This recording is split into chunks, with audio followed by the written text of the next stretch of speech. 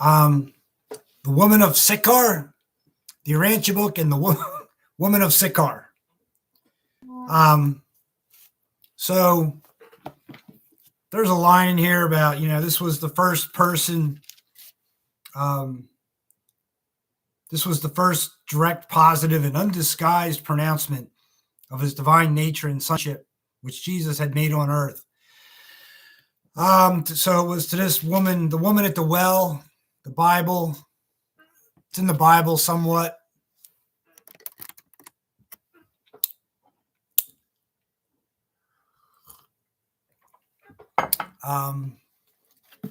So the Urantia book and the woman of Sychar.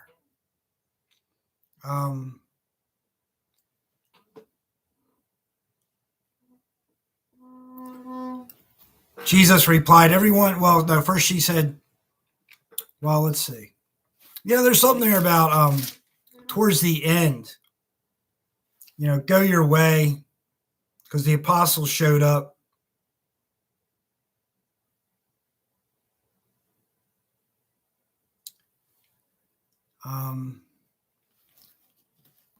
So it was just Jesus and this woman at the well. So then towards the end of this whole thing, and the woman, perceiving the disapproval of the apostles, left her water pot and fled to the city. I don't know.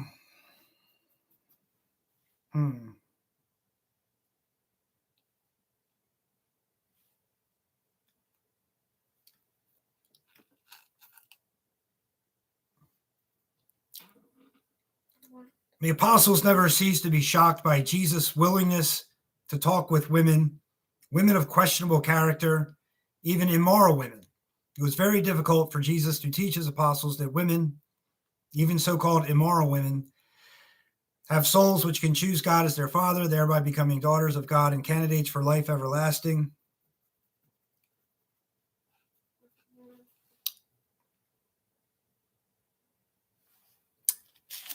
Well, anyway, the woman of Sychar. When the master and the 12 arrived at Jacob's well, Jesus, being weary from the journey, tarried by the well while Philip took the apostles with him to assist in bringing food and tents from Sychar. So, it goes on and on. This is, the expanded Bible version of everything in the Bible. The expanded version is in the Urantia book, where you get the full story of what's going on. So anyone who's interested in the Bible, you would think would have some interest in this book, which gives the same information, just fuller.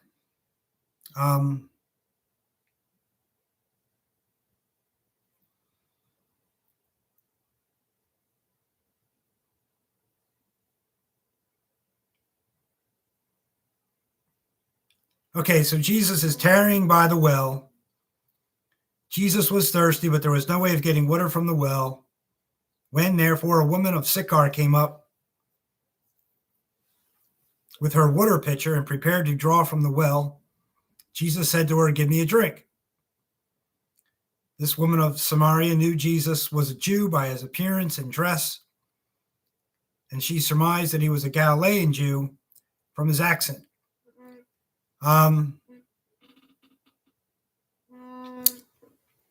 So, like they say, Jesus wore a turban. They never mention it except once at the very end of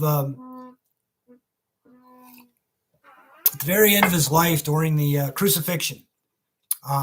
They mentioned that whoever was disrobing him or whatever took his turban.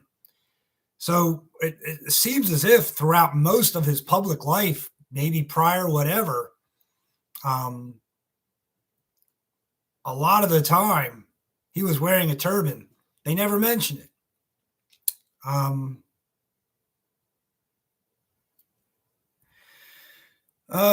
Also, at the end, during the crucifixion, they mentioned that he had a very fine garment on, whatever, he had a very, very nice outfit, whatever it was. And they didn't want to cut it up into 4 pieces for the 4 soldiers or whatever, so they drew lots to see who would get it.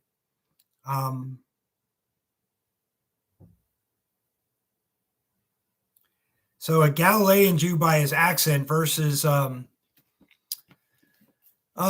the stricter region of the Jews. So Galilean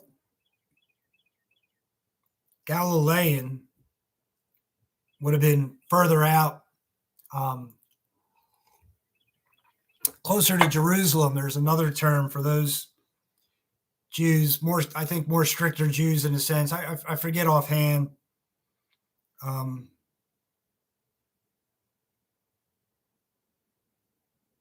Her name was Nalda, and she was a comely creature. So the Urantia book has to use words to describe things. So, they'll use different words to describe different things, and comely creature is what they choose to say here. She was much surprised to have a Jewish man thus speak to her at the well and ask for water, for it was not deemed proper in those days for a self-respecting man to speak to a woman in public, much less for a Jew to converse with a Samaritan. I'm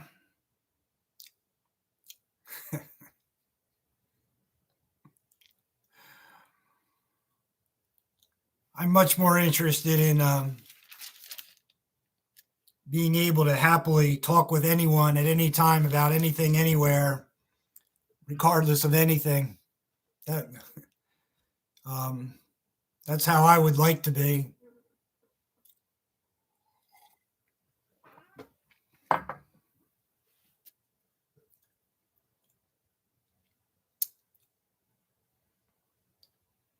So, in his profound way, Jesus said, "Everyone who drinks of this water will thirst again, but whosoever drinks of the water of the living Spirit shall never thirst. And this living water shall become in him a well of refreshment, springing up even to eternal life." So that's pretty much the Bible line, but a better sentence. That idea of joy and you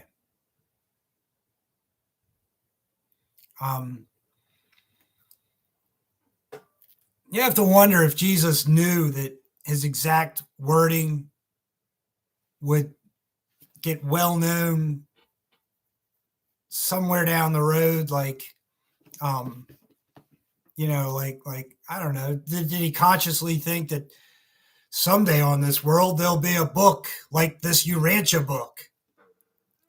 I doubt it, but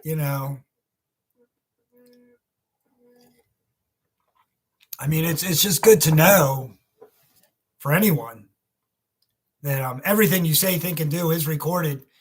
They mentioned that about something about that. When you pass on, there is sort of this judgment type thing where you're, where you address your entire life type stuff.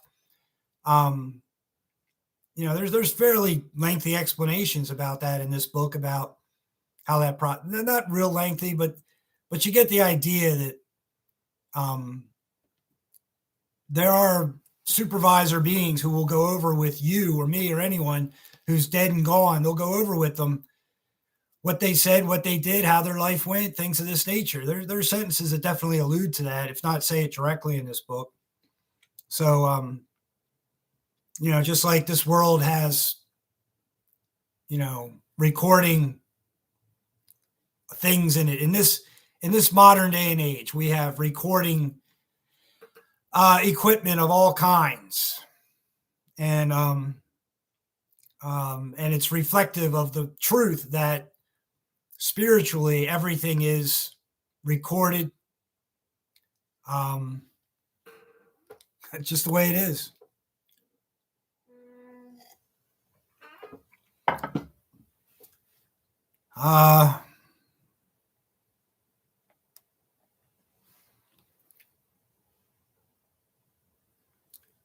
So she beheld in the master's face the countenance of an upright and holy man, but she mistook friendliness for commonplace familiarity, and she misinterpreted his figure of speech as a form of making advances to her. And being a woman of lax morals, she was minded openly to become flirtatious. When Jesus, looking straight into her eyes with a commanding voice, said, "Woman, go get your husband and bring him hither." So, emotions wise, Jesus never had sexual intercourse of any kind.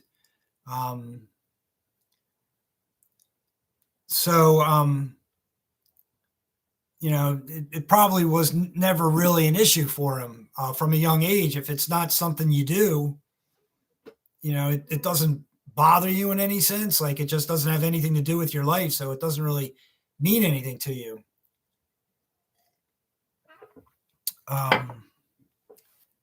So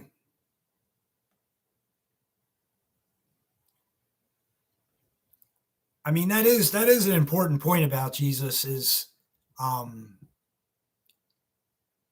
moral issue is very important. I mean, he is the standard for man in terms of character. So, anyone who wants to be more happy, and content themselves in this lifetime, after this lifetime, has to find what correct living is. And imitating the ways of Jesus is definitely a part of that.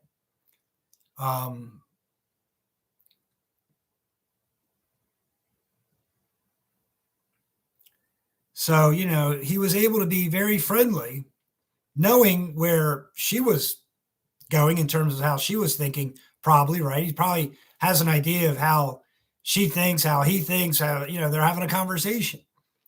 And, but Jesus is easily able to converse with anyone, male, female, whatever, anyone, easily, without engaging in any lax moral thoughts or behaviors himself. So that's how I should be. That's how anyone should be.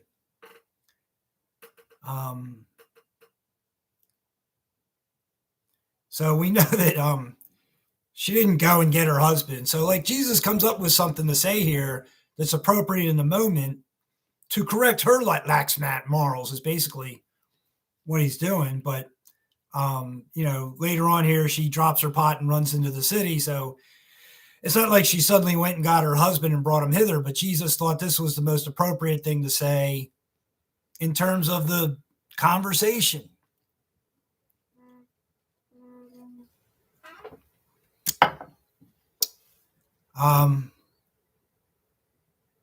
This command brought Nalda to her senses.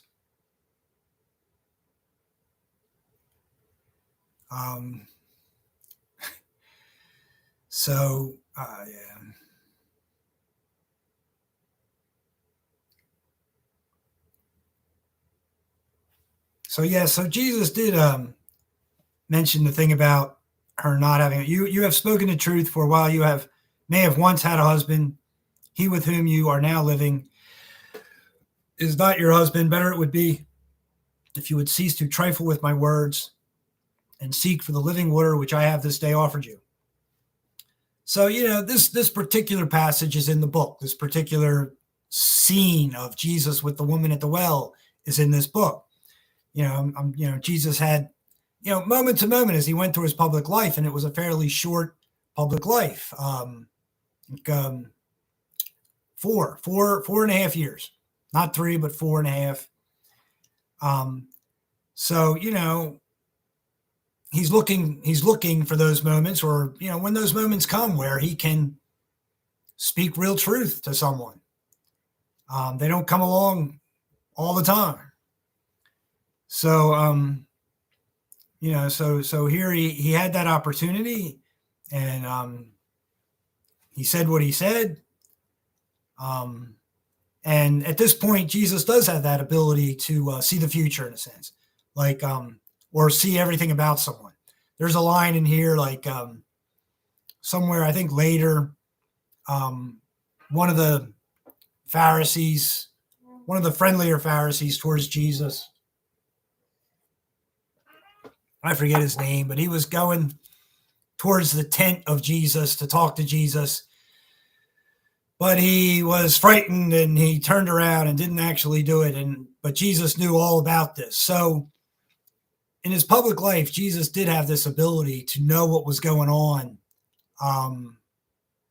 Some kind of spiritual ability to just know what was going on somehow, whether he saw something, heard something in his mind, thought something. They're not explicit about how he had this ability, but he did. So here, this woman, I don't know if they say it right here later, but like she went into town and said, "This man knew everything about me," when actually he only told her the one thing about her current, who she's living with currently, and her previous husbands. Well, actually, only the one previous husband. So, and yeah, the Bible gives something about that too. I think they're also saying here, living with someone who's not your husband is not right.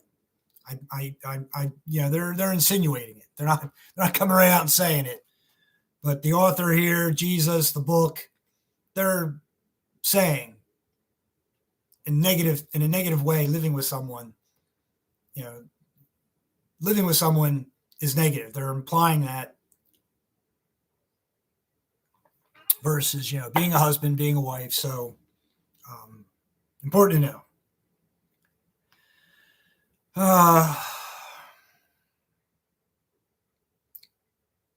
So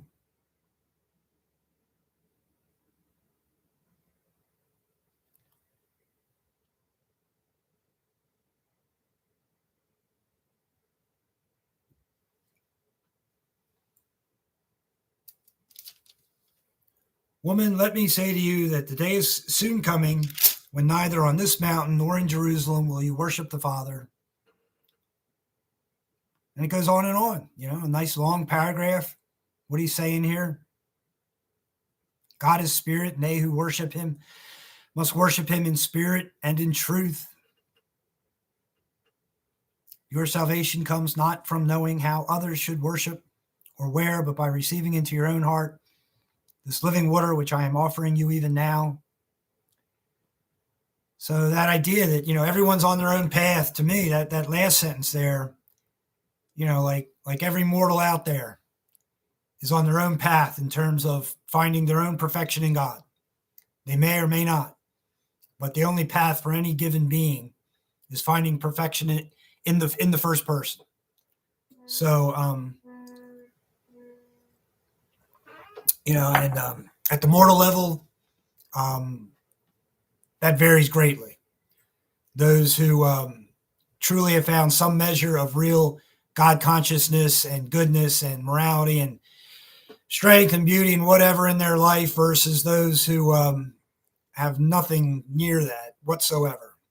From 0 to 100 in terms of on the scale of a Jesus of Nazareth type who would be perfectly ensconced in perfection in terms of attitude and character and whatnot, at 100 and 0, where someone just really has absolutely nothing along those lines. Obviously, on this world at this time, every single human out there varies greatly along these lines.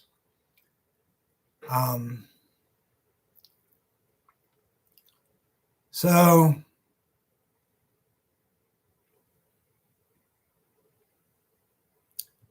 she knew about John. She says something like, "I know, sir, that John preached about the coming of the converter, the deliverer."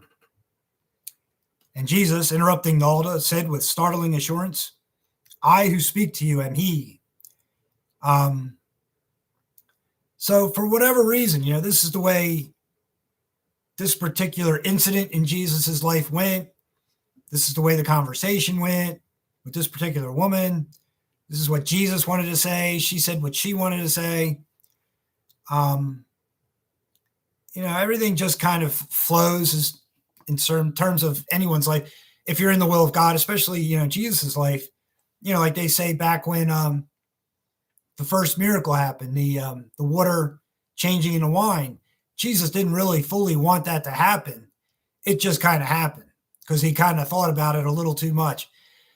And that night, Jesus, was more shook up about it than others. Like he's out there, at night, donning his evening robes, out there thinking, in the wee hours of the morning about what happened and things of this nature. So, the moments come and they are what they are in Jesus' life. It's sort of a natural outworking of, events that are for the best in terms of everything, the growth of this world, Jesus fulfilling what he needs to fulfill in terms of gaining the sovereignty of his universe, Jesus teaching properly in terms of an immature sphere, how that should go, all in the Father's will. I mean, so anyway,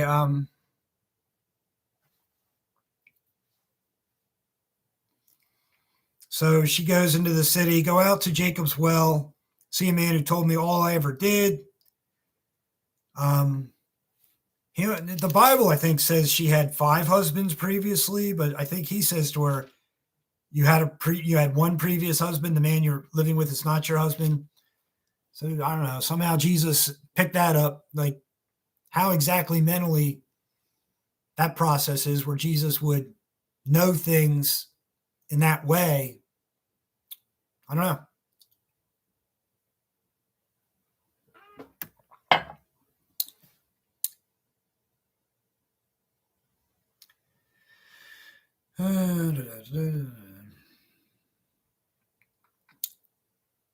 Nalda told this entire story to the Apostle John the next day, but he never revealed it to the other apostles, and Jesus did not speak of it in detail to the 12.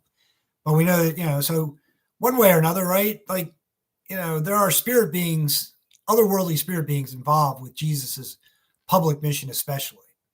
And so they, in the flow of things, one way or another, get Nalda to meet up with the Apostle John the next day so that she can tell him this, so that someday he can write this in the Bible.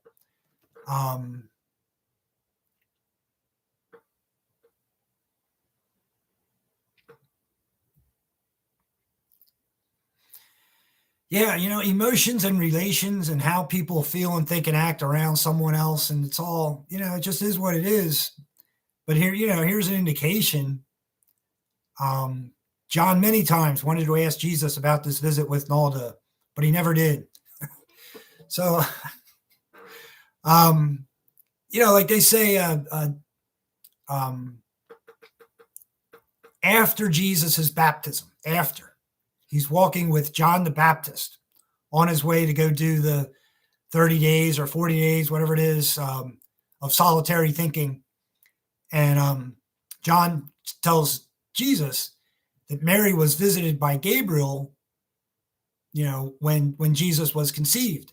And they say in the book here, that's the first time Jesus knew that Gabriel had visited Mary when he was conceived. So he didn't know that prior to his public mission. The only thing Jesus had going for him in terms of belief about himself was the visit he had when he was like 13, around 13, a spirit appeared before him and said, "Be about your Father's business."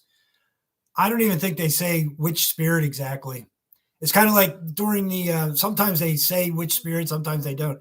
It's like towards the end of his life, during the crucifixion, when he's in the garden and, and he's seriously pondering not going through with the crucifixion. And then they'll say a great spirit comforted Jesus and gave him words of comfort, but they won't say exactly who. So anyway, Jesus never told her she had 5 husbands. She had lived with 4 different men since her husband cast her aside. All right, so it's 25 minutes. I don't know if I was doing this, I think 15 minutes, 20 minutes, 25 minutes, whatever I got in me. But I would pick just different subjects and try to talk about them. Like last time, the goodness of God. Flip back to the Jesus papers, maybe go in the middle somewhere. I don't know. I could flip around and do a little 15, 20, 25 minutes on anything in here, really. So